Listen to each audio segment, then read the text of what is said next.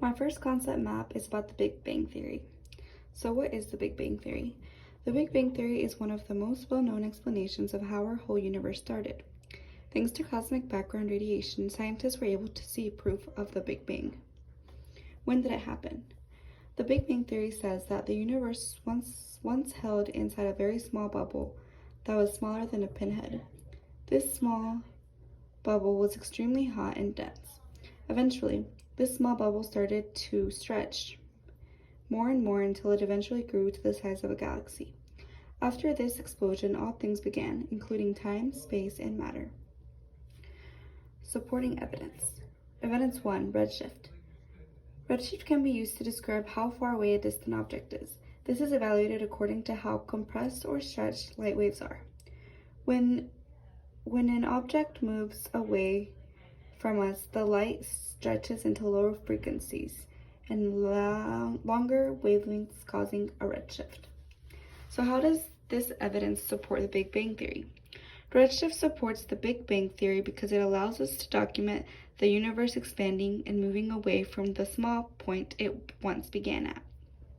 Evidence 2 is the cosmic background radiation. So this radiation is electromagnetic, and it is what was left from the universe. It contains a lot of information that can be useful for scientists. It can be seen as it has a very faint glow. And how does this evidence support the Big Bang Theory? Well, the cosmic radiation background serves as proof of what happened during the Big Bang. It shows that gas was released and that was once really hot, cooled down. Next, we have the solar system. So there's only one star in our solar system, which is the sun. There are a total of 8 planets in our solar system. There are other planets like dwarf planets, but we don't really count those in this. And there's 2 groups of planets. We have the inner planets and we have the outer planets.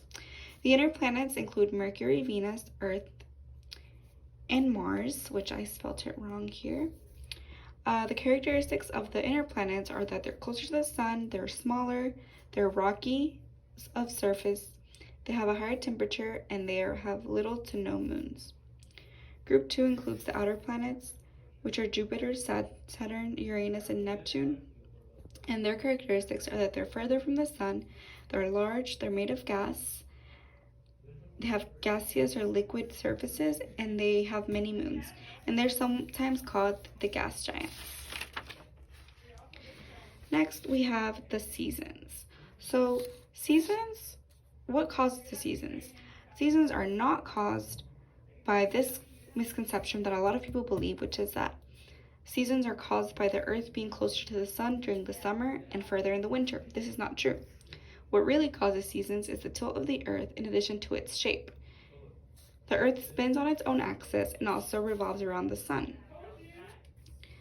So daylight hours, and I did not do that one. The moon. So what is a solar and a lunar eclipse? A solar eclipse is when the moon is between the Earth and the sun. Then the moon casts a shadow over the Earth. A lunar eclipse, on the other hand, moves between the sun and the moon. During this, the Earth blocks light that the moon is usually reflecting. Why can we only see one side of the moon?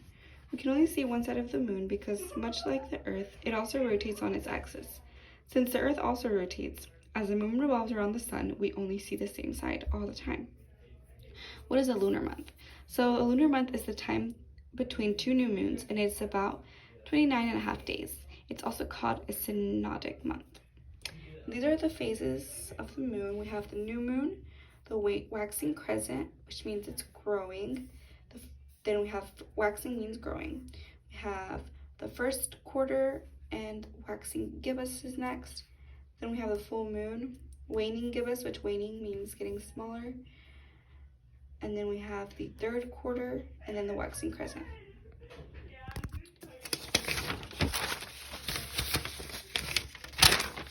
Lastly, we have relative dating techniques.